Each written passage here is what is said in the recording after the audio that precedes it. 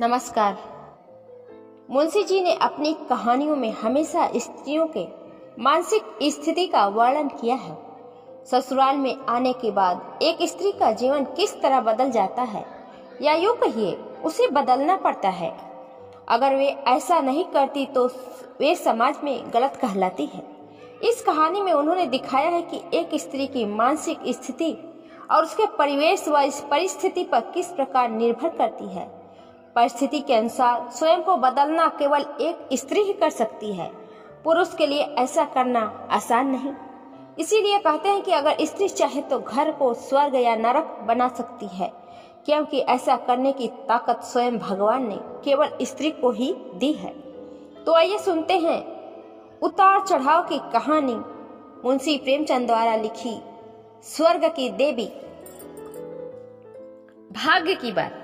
शादी विवाह में आदमी का क्या अख्तियार, जिससे ईश्वर ने या उनके नायबों ब्राह्मणों ने तय कर दी, उससे हो गई।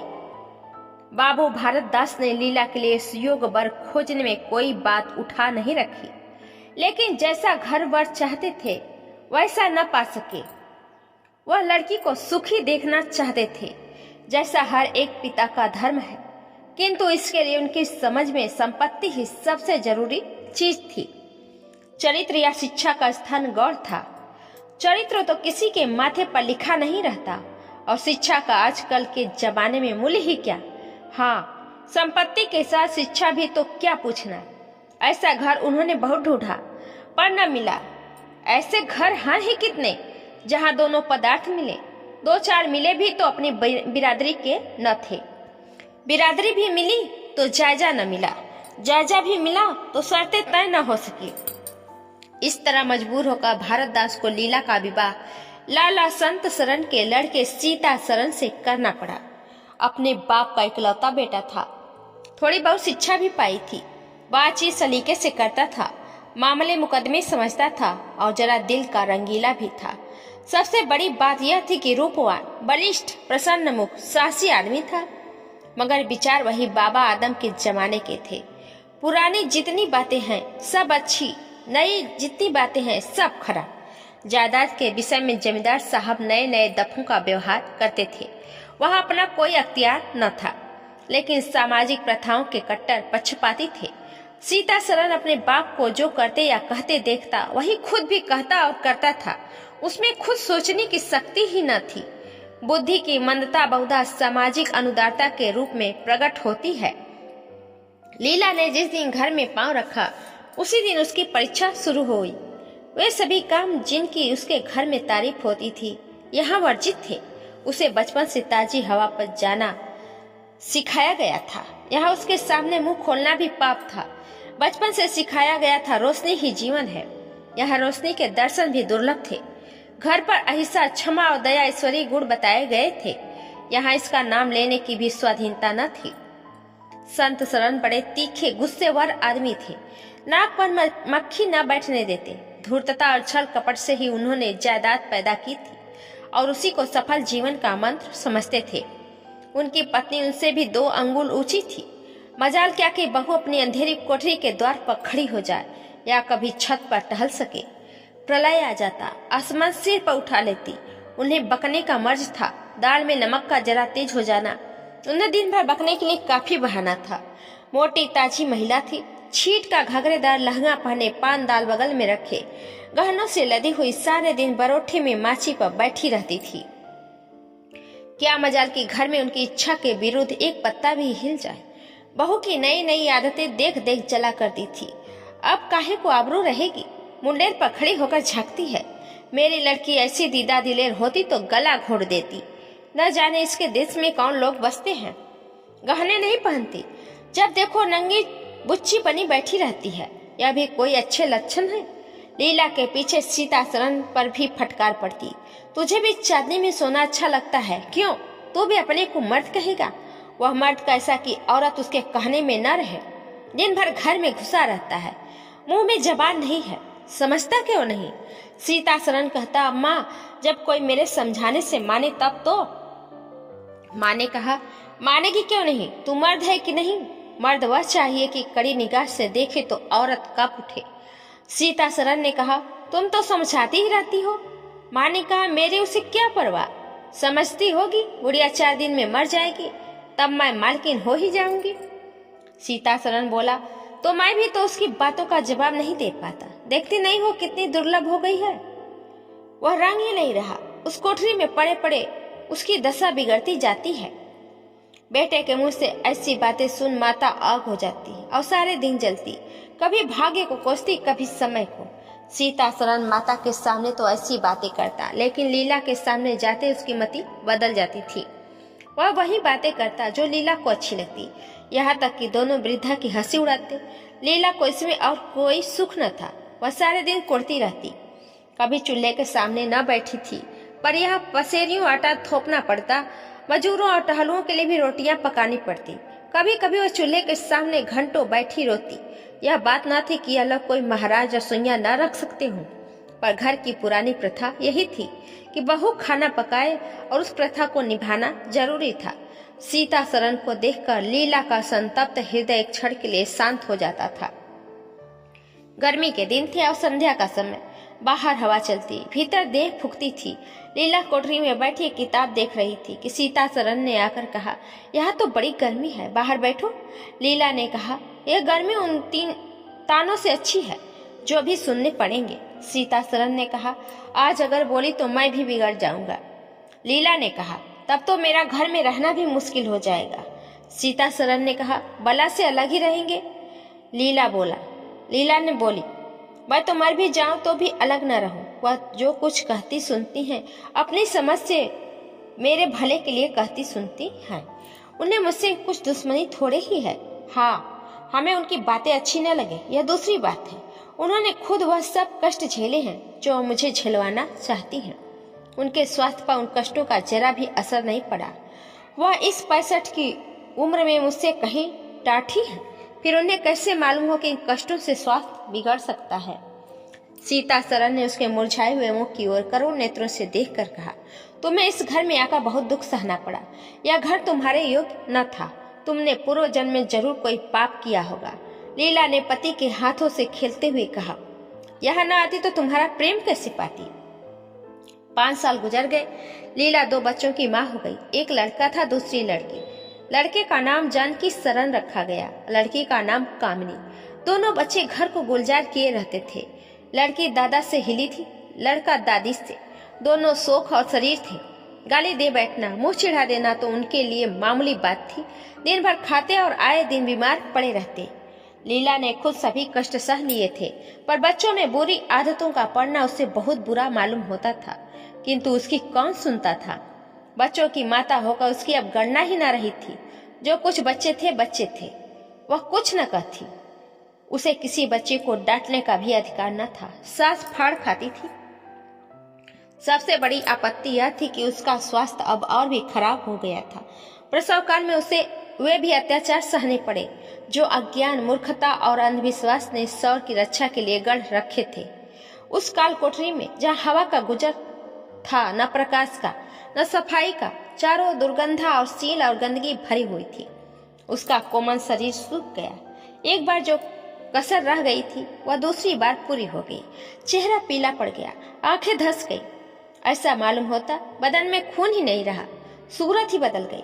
गर्मियों के दिन थे, एक तरफ आम पके, दूसरी तरफ खरबूजे। इन दोनों फलों की ऐसी अच्छी फसल पहले कभी न हुई थी। अब कि इसमें इतनी मिठास न जाने कहां से आ गई थी। कितना ही खाओ मन न भरे।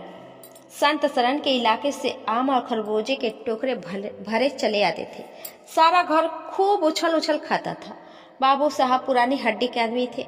सवेरे 1 सैकड़े आमों का नाश्ता करते, फिर पसेरी पर खरबूजे चट कर जाते। मालकिन उनके पीछे रहने वाली न थी।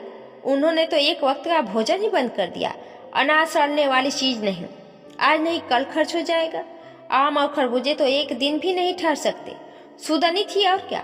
यो ही हर साल दोनों चीजों की रेल पेल होती थी, पर किसी को कभी कोई शिकायत न होती थी। कभी पेट में गिरानी मालूम हुई तो हड़ की फंकी मार ली।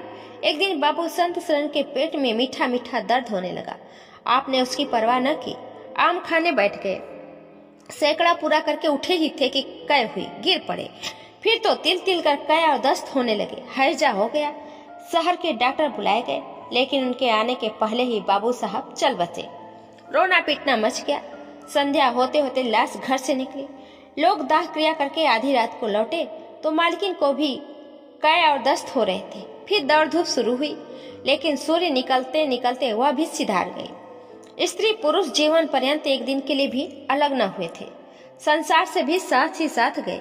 सूर्यास्त के समय पति ने प्रस्थान किया, सूर्योदय के समय पत्नी ने। लेकिन मुसीबत का अभी अंत न हुआ था। लीला तो संस्कार की तैयारियां करने में लगी थी। मकान की सफाई की तरफ किसी ने ध्यान न दिया। तीसरे दिन दोनों बच्चे दादा दादी के लिए रोते रोते बैठके में जा पहुंचे।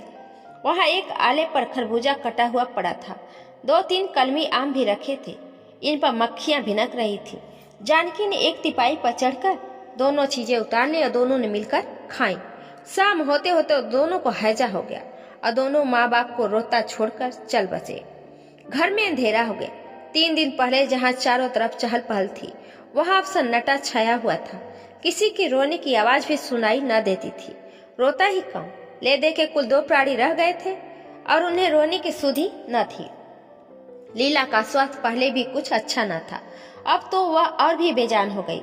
उठने बैठने की शक्ति भी न रही, हरदम खोई सी रहती। न कपड़े लत्तों की सुधि थी, न खाने पीने की।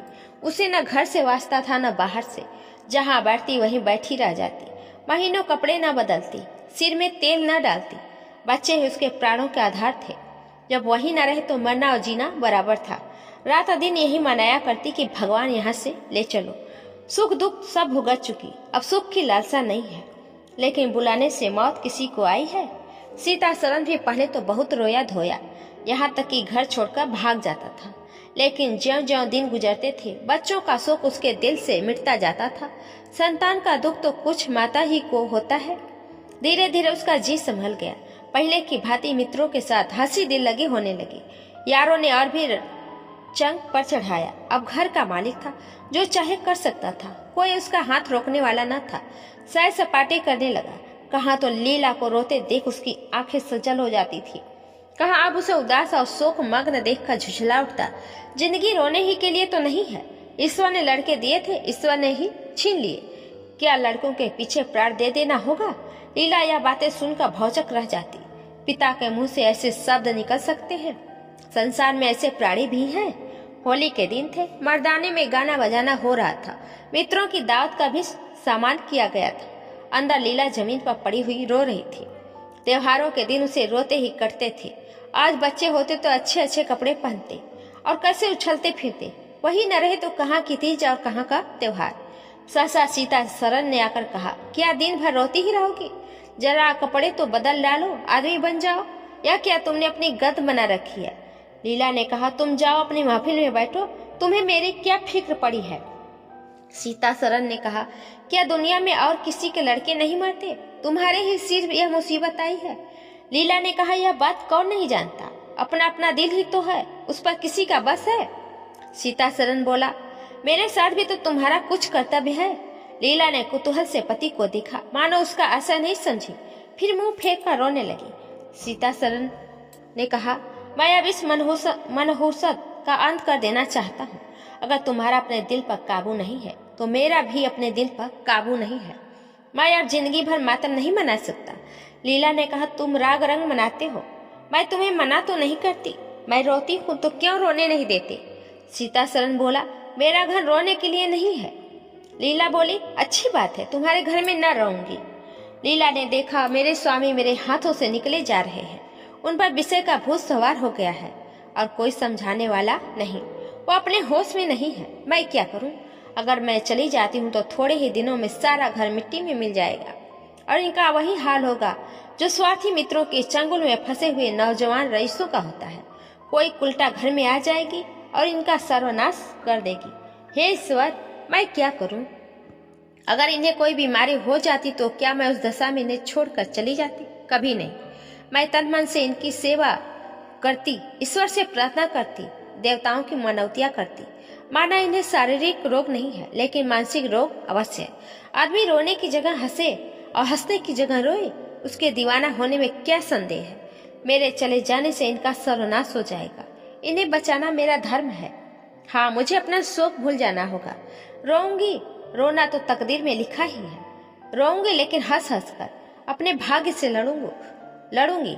जो जाते रहे उनके नाम को रोने के सिवा और कर ही क्या सकती हूँ। लेकिन जो है उसे न जाने दूंगी। ऐ टूटे हुए हृदय, आज तेरे टुकड़ों को जमा करके एक समाधि बनाऊं और अपने शोक को उसके हवाले कर दूं। ओ रोने वाली आंखें, आओ मेरे आंसुओं की अपनी विहंसित छटा में छिपा लो। आओ मेरे आभूषणों, मैंने बहुत दिनों तक तुम्हारा अपमान किया, मेरा अपराध क्षमा करो। तुम मेरे भले दिनों के साथी हो, तुमने मेरे साथ बहुत विहार किए हैं। अब इस संकट में मेरा साथ दो, मगर दगा न करना, मेरे भेदों को छिपाए रखना। लीला सारी रात बैठी अपने मन से यही बातें करती रही। उधर मर्दाने में धमा चौकड़ी मची हुई थी। सीता सरन नशे में चूर कभी गाता था, कभी तालियां बजाता था। उसके मित्र लोग भी उसी रंग में रंगे हुए थे। मालूम होता था इनके लिए भोग विलास के सिवा और कोई काम नहीं है। पिछले पहर को महफिल में सन्नाटा हो गया। हूँ हा की आवाजें बंद हो गई। लीला ने सोचा, क्या लोग कहीं चले गए या सो गए। एकाएक सन्नाटा क्यों छा गया। जाकर दहलीज में खड़ी हो गई और बैठक में झांक कर देखा। सारी देह में एक ज्वाला सी दौड़ गई। मित्र लोग विदा हो गए। समाजियों का पता न था। केवल एक रमणी मसनद पर लेटी हुई थी और सीता सरन उसके सामने झुका हुआ उससे बहुत धीरे धीरे बातें कर रहा था। दोनों के चेहरों और आंखों से उनके मन के भाव साफ झलक रहे थे। एक की आंखों में अनुराग था, दूसरी की आंखों में कटाक्ष। एक भोला भाला हृदय एक मायावनी रमणी के हाथों लूटा जाता था। लीला की संपत्ति को उसकी आंखों के सामने एक छलनी चुराए लिए जाती थी। लीला को ऐसा क्रोध आया कि इसी समय चलकर इस उल्टा को आड़े हाथे लूं, ऐसा दुत्कारूं कि वह भी याद करे, खड़े खड़े निकाल दूं। वह पत्नी भाव जो बहुत दिनों से सो रहा था जाग उठा और उसे विकल करने लगा, पर उसने जब्त किया। बेग से दौड़ती हुई तिसड़ाएं अकस्मात न रोकी जा सकती थी। वह उल्टे पांव भीतर लौट आई और मन को शांत करके नीचे सोचने लगी। वह रूप रंग में, हाव भाव में, नखे तिल्ले में उस दुष्टा की बराबरी नहीं कर सकती थी। बिल्कुल चांद का टुकड़ा है। अंग अंग में स्फूर्ति भरी हुई है। पोर पोर में मत झलक रहा है। उसकी आंखों में कितनी तृष्णा है, तृष्णा नहीं बल्कि ज्वाला। लीला उसी वक्त आईने के सामने गई। आज कई महीनों के बाद उसने आईने में अपनी सूरत देखी। उसके मुख से एक आह निकली। शोक ने उसकी काया पलट कर दी थी। उस रमणी के सामने वह ऐसी लगती थी जैसे गुलाब के सामने जूही का फूल। सीता सरन का खुमार शाम को टूटा। आंखें खुली तो सामने लीला को खड़ी मुस्कुराते देखा। उसकी अनोखी छवि आंखों में समा गई। ऐसे खुश हुए मानो बहुत दिनों के वियोग के बाद उससे भेंट हुई हो।